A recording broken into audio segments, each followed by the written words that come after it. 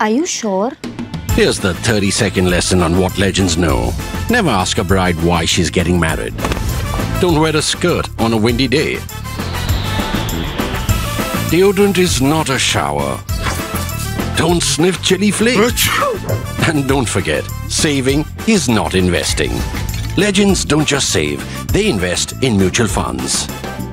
Mutual fund investments are subject to market risks. Read all scheme-related documents carefully.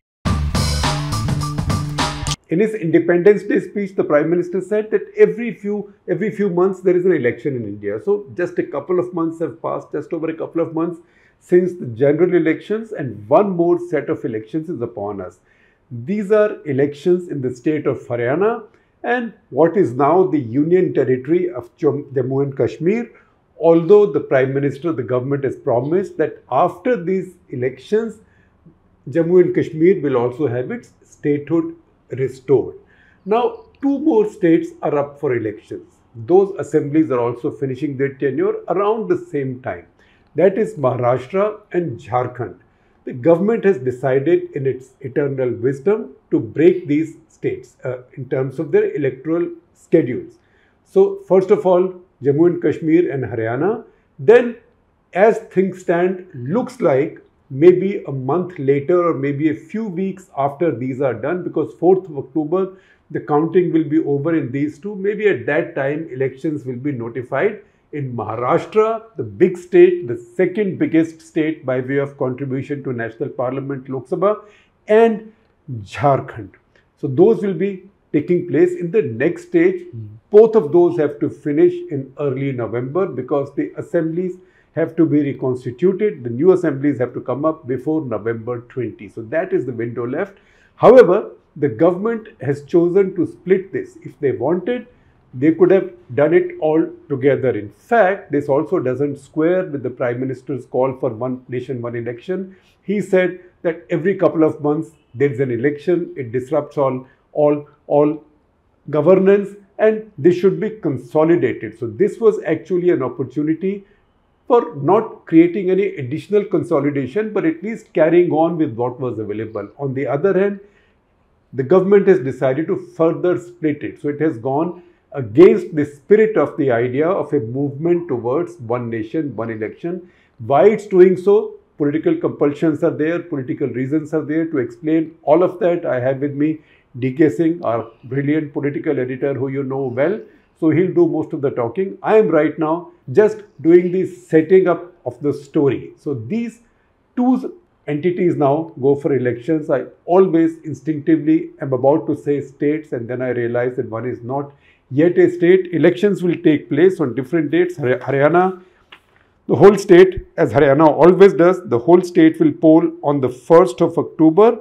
In Jammu and Kashmir, elections will be on 3 different days. That is 18th September, 25th September, 1st October. The Supreme Court Constitution Bench, which gave its judgment on the changes to Article 370 or the reading down of Article 370, it's not a deletion or repeal, a reading down of Article 370 for Kashmir. They had said, they had advised, it wasn't an order, but it was a strong advice to the central government to hold elections in Jammu and Kashmir by 30th September. So, in spirit and mostly in letter, their advice is being kept. It says that instead of the process completing on 30th of September, it completes on 1st of October and the results are 4th of October. So that is the basic setting for these elections. The other key thing is that Haryana, the BJP is in power for the second successive time. It rarely happens in Haryana that a government comes to power for successive times. In fact, if you look at all the history of Haryana, it has never happened since 1977. It has never happened that one party gets a majority in one election, but again gets a majority the second time. The BJP also in 2014 got a majority, a comfortable, not a huge majority, but a comfortable majority.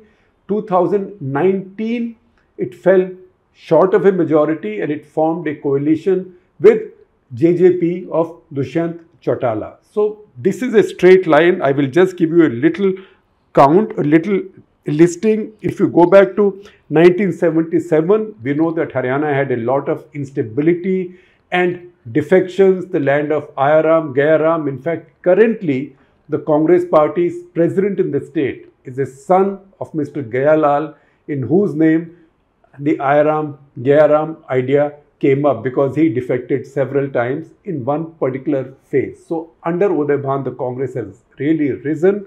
In Haryana, I will tell you more about that. In fact, DK will tell you more about that. In 1977, Devilal, the Janata Party under Devilal, got 75 seats out of 90. Bhajanlal, of course, toppled this government. And then, as the Janata Party lost power in 1980, we remember that famous mass defection, when overnight Bansilal's government became Congress party's government, because he defected with his entire party. In his next election also, he did not get a majority. He got about 36, but he was again able to rig up a majority. You know, Bansilal, there used to be that joke about him that Mrs. Gandhi, Indira Gandhi, called Bansilal and Bhajanlal and so and so and so and so, and said, how many seats will you need in this election to form a government? And somebody said, if I win 35, I will get a majority. The majority mark is 46 in Haryana. Somebody said, if I get 30, I will form a government. Then Bhajanlal's turn came and he said, Arey madam, kya hai? Just make sure that I win. If I win, I will make sure that we have a government in Haryana. So Haryana has that messy history.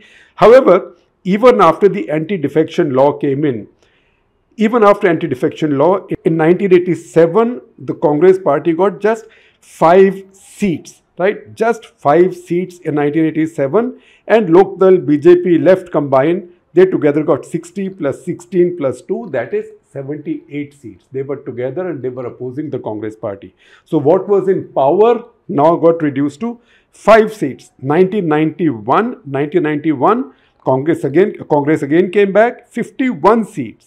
And Lokdal, which was in power earlier with 60 seats, got reduced to 16 seats. That's how the state works. 1996, Congress party got reduced now to 9 seats. The same party which in the previous election had 51 seats was now down to 9 seats. Haryana Vikas Party, that was Bansilal's party, and BJP together got 33 plus 11, so formed a government.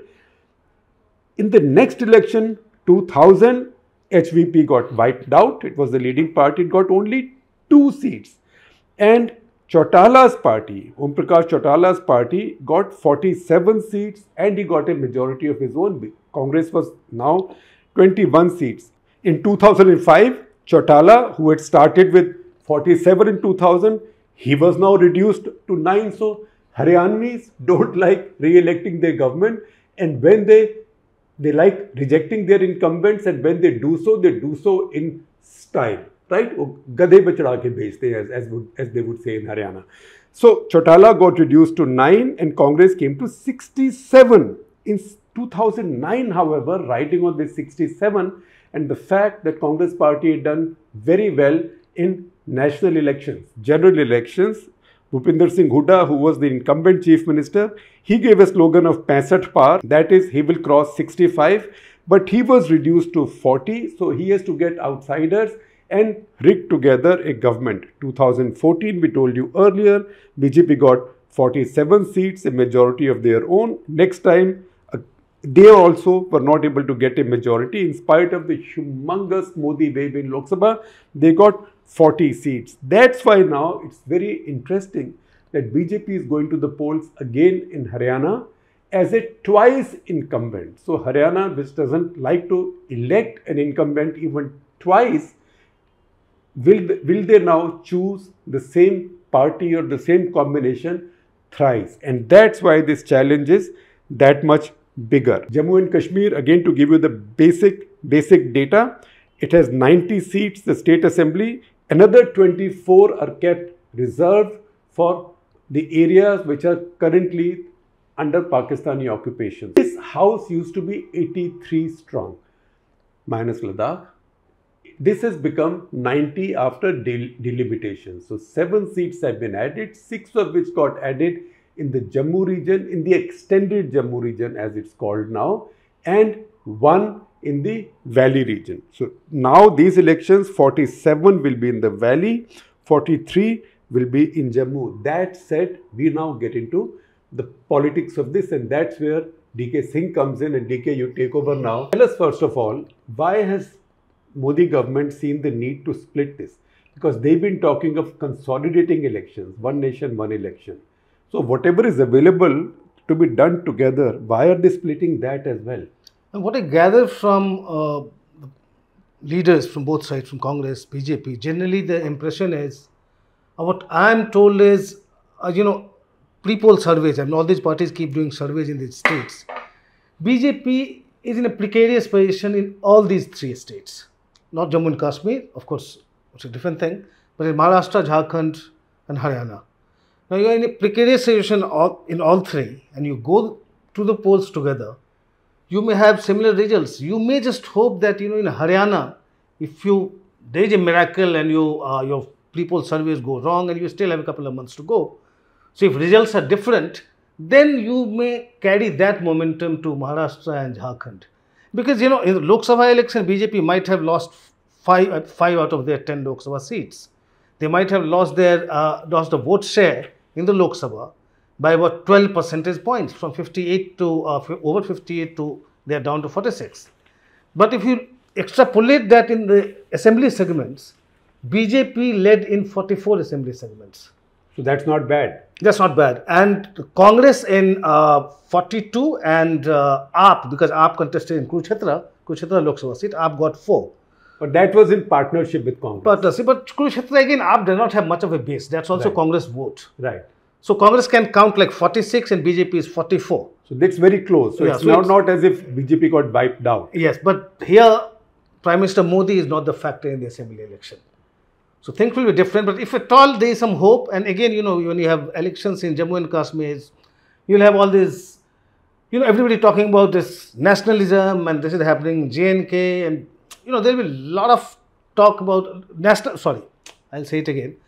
The BJP will be going for the nationalism pitch. You have elections in Jammu and Kashmir, and they may hope, given that, you have so many ex-servicemen in Haryana, and earlier also we saw, it does have some impact in Haryana. Post-Pulwama. So, it may hope to have some impact on Haryana, and if it does decently well, even if it does decently well, probably BJP would hope to carry the momentum forward in other two states. Yeah. So maybe they do well in at least Jammu region. And yes. In any case, a lot of the discourse in Jammu and Kashmir will be nationalism, and other side will speak particularly. Yes. Maybe some radicals still contest, as Engineer Rashid did the last time, some even from jail. So that will play into that rhetoric, and they take that. Exactly. And if somehow they do well in Haryana, because they were not wiped out in Haryana, they won half the seats in Haryana, then even their party will have their morale up. Exactly. Yeah. In Jammu and Kashmir, let's say, of course, everybody is talking about the voter turnout in the Lok Sabha election, over 58%. In the Lok Sabha in Jammu and Kashmir, but the fact is the BJP had contested only 2 seats out of 5. BJP contested in Jammu and Udhampur and left the rest for other allies not formally. Like say you have Apni Party, you had People's Conference of Sajjad Lone, Altaf Bukhari's Apni Party, DPAP, the Democratic Progressive Azad Party, Ghulam Nabi Azad's party did not really contest, but it will be a factor in the assembly election also. So if you look at 2014 assembly election, assembly elections are happening in Jammu and Kashmir after 10 years. In 2014, BJP had actually not swept exactly, but it was pretty dominant in Jammu region. BJP had managed to get 25 seats. So today also BJP had this complete grip on Jammu region, as we saw in the Lok Sabha election. So you have 43 seats in Jammu. So if BJP gets a lion's share there, as is expected, and then you have this entire khichdi combination happening in Valley, because from the India bloc, PDP was not a part of the India bloc in the last Lok Sabha election. And I think last month, Mehbooba announced that PDP will not be a part of any coalition in the assembly election too. So you have so many parties. You have PDP, you have National Conference, you have spoilers like DPAP. I should not be calling Ghulam Nabi Azad's party a spoiler, but well, it's a new party, we don't know. You have Altaf Bukhari's Apni Party. You have People's Conference of Sajad Loan. So we don't know what kind of khichdi will emerge after the election. So if BJP has a solid block, if they have 43 seats in Jammu, say if 10-12 radicals contest and they win, right? So you can count them out when it comes to a majority. Yes, and that's a big apprehension. Unlikely that they will join any coalition. For the administration also, they have been in touch with them. They are a bit worried about this, especially what happened in Baramulla. You had a huge voter turnout. I mean, the increase in voter turnout is very significant. I don't remember the exact number. It was huge voter turnout.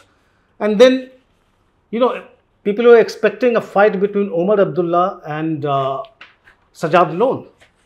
And then you have Engineer Rashid winning the election. Right. So the apprehension is if you have separatist elements, you know, somehow managing to win a few seats, that won't really actually be very good for the government we are looking forward to, because we don't know how the narrative will change. So the last thing the administration wants is the election of separatist elements in the assembly polls. So let's see what happens. But they can't stop it. Well, they could not stop it in Baramulla. Yeah, but that said, we should also remember that the transaction of business rules have been set, the new transaction of business rules, and through that, a lot of powers have now been constitutionally given to the Lieutenant Governor, and they will remain with the Lieutenant Governor even after a new government is elected and sworn in. So I'm looking at some of these. I will share with you a story that Ananya Bhardwaj wrote on this. Check out with the description of this video. That story will be there. So under the rules, the police, public order, all India services, transfers, postings, all of these will remain with the Lieutenant Governor. Again, the appointment of Advocate General, law officers to the government, grant or refusal of prosecution permission, right? I think some of this will come up with government servants, filing appeals against court orders. All of these will need the Lieutenant Governor's approval. However, based on what I've been given to understand and what I hear, even when Jammu and Kashmir gets statehood, it will be not full statehood. It will be a bit like the statehood of Delhi, or maybe Delhi plus one, as I've been given to understand. In Delhi, both land and police, the control over land and police is not with the elected government. In Jammu and Kashmir, if it becomes a state, when it becomes a state, from what is the understanding now, the control over the police will not be with the elected government, but control over the land will go to the elected government. So this will become Delhi plus one, Delhi plus land. So that is where we are headed. But DK, switch back to politics then. Do some crystal ball gazing. Election results. What kind of results can lead to what if nobody gets a majority? Well, the best the BJP would be looking at is, as I said, in 2014, the BJP got 25 seats. The best it would be looking at, the best scenario would be if the BJP managed to get, say, 30, 35, and then you have People's Conference, Apni Party, DPAP, if they manage to get additional, say, a dozen or so, or 15 to 20, then you will have a stable... 46 is the majority. Stable government. Otherwise, if you have, you know, a fractured verdict where BJP, I mean, you don't really expect the NC or the PDP to, or even the Congress to go with the BJP. So all the other three parties we are talking about, DPAP, Apni Party and People's Conference, and then you may have, as the apprehension is that if you have some separatist elements getting elected, what do you do? So that khichdi kind of verdict will actually, again, it will be like back to square one. I mean, yeah, but if BJP gets 30, 35, which is not impossible, mostly in Jammu area, then you cannot rule out the possibility of a Hindu chief minister? No, of course. Yes, and we know other parties, I mean, splitting other parties is not a big deal. And when I was traveling in Kashmir during Lok Sabha elections for writing that writings on the wall, I did meet Altaf Bukhari, the Apni Party president, very suave man, yes, very cultured and very energetic. And I asked him that what happens if you have a Hindu chief minister? And he said, what's the big deal? We have a Hindu lieutenant governor, we have a Hindu chief secretary, we have a Hindu DG of police, we have Hindu advisors, right? So government is run by Hindus. So there is that element as well, which might, if they have a few seats, go along with the BJP. Interesting thing I want to tell you what Altaf Bukhari was saying. During COVID, he had gone there and had met him. He had come out of COVID. I asked him whether I can take off my mask because I was sitting a bit far from him. If you can take off the mask, he said, "Don't worry, I have come out of this, and you know my antibody count." He said it was 12 or 13,000. I never heard of it. He said even doctors were amazed that he had that much. I don't know how it happened. So he's blessed with some special immunity. Coming to what you said about the LG's power being, LG being more empowered now. Problem is, as you have already said, what all more powers he's got. Even administrative secretaries, if you have to transfer and post them, elected government won't be able to do without the consent of LG. Yes. All Indian Administrative Service officers, IPS, IAS, transfer, posting, everything will be done by the LG. Now imagine, think of a scenario where you have this Delhi-like situation in Jammu and Kashmir, where you have the elected government fighting with the LG and the central representative all the time. That will have dangerous implications for Jammu and Kashmir if you have this situation emerging there. So, and that's one of the possibilities. That's quite a possibility, yes. Yeah, because that template has also been set now. Yeah. That said, DK, let's come back to Haryana before we let our viewers go. You gave me this set of data that shows me that this Lok Sabha election, although the seats were 5 and 5 between BJP and the Congress party, and if you convert this parliament election into assembly, so 5 and 5 in Lok Sabha, it was almost evenly split. 46 Congress plus, which means some element of AAP also, they contested one seat, and BJP were 46 and 44. So a dead heat. At the same time, if I look at this data you've given me, it tells me that since 1977, 2024 Lok Sabha was the highest vote share that Congress party has got in Haryana, in spite of Narendra Modi. So Sabha 1984, that was 54.9%. 2024 was 47.6%. Never has the Congress party got it between then and now. So how does this square with the picture in Haryana? Because last two assembly elections, Haryana Congress's vote percentage was 22.9 and 28.4. This effectively means the doubling of the Congress vote share. There has been a consistent rise. If you look at the data after 2014, so in 2019 Lok Sabha election, for instance, of course BJP had a huge gain, but the Congress also gained slightly by 5.5 percentage points. Last time, yes. From 2014. Yes. That's because the other parties declined. Yeah. Come to 2019 assembly election also, so compared to 2014, even there Congress gained 7.5 percentage points compared to 2014 assembly elections. And then you come to 2024 Lok Sabha election, Congress 20%. Gained over 18 percentage points. So there has been consistent rise, and this 2024 data is very important because you have the Prime Minister, Modi factor playing. And despite that, if the Congress has done so well, I'm sure that is the reason BJP looks so jittery about Haryana. Yeah, so that election is Congress is to lose because Congress has a lot of infighting. Yeah. So I think BJP will be hoping that they self-destruct, or maybe somebody walks out and makes a party of his own, or maybe aligns with the BJP. They will be playing those games. But somehow they have been managing it very well. Huda, you've seen Huda does not say anything, which we may have the perception they're all fighting, but you don't really hear them say anything publicly. It may be at a subterranean level, which is not coming to surface. That's very important. So far, they're holding their own. And but the important thing is how they distribute the tickets. In the last election also, Huda did not have much say because certain number of tickets were given to Surjewala, certain number of tickets were given to Selja, and then Huda's share. So most of the candidates from Huda's quota won. Right. But then he did not make all the choices. Yeah. And that's how Congress tally remained at 30. 16 short of a majority. Congress could have probably done much better. The last time, in the last assembly elections. Yeah. And now you have some data. Why don't you explain this data? So among all the states where INC Plus did very well, Haryana... In Lok Sabha election. In the Lok Sabha election, Haryana has done the best. So in Haryana, as we discussed, INC Plus got 47.6%. In Tamil Nadu, where again India bloc swept, but their vote share was 46.9%. So Haryana was even higher. Yes. Although only 5 seats. Kerala again, they virtually swept. UDF's vote share is 45.1%.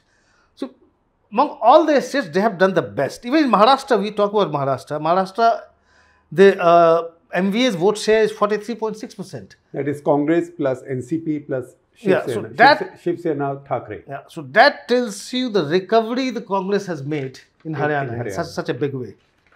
Another data point, of course, is when you talk about upswing for the Congress in this election, it's again the highest. In Haryana, the upswing is of 18.7 percentage point, and from the last election.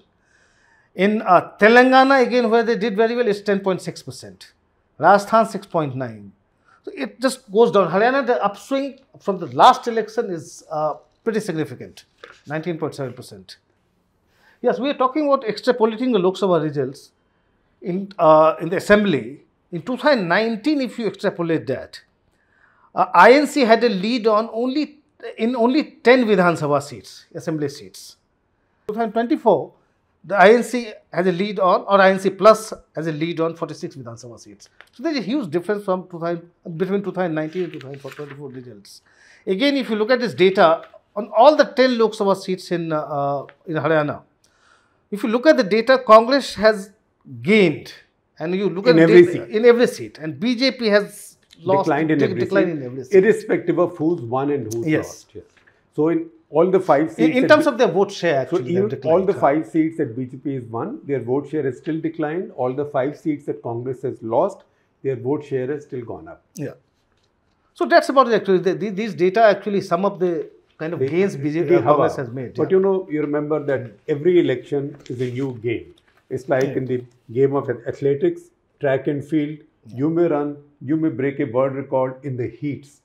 But when it comes to the final, the way the race is run, the winners, the gold, silver, bronze, may run at a much lower speed, may do much worse timings and still win. And you may come back medalless because you don't carry your past performance into the final. And the election is the final. That in Haryana will take place on the 1st of October. Keep an eye out for that. In Jammu and Kashmir on 18th and 25th September and 1st of October. And the counting and the results, by 4th afternoon, before lunchtime, it will be game over one way or the other.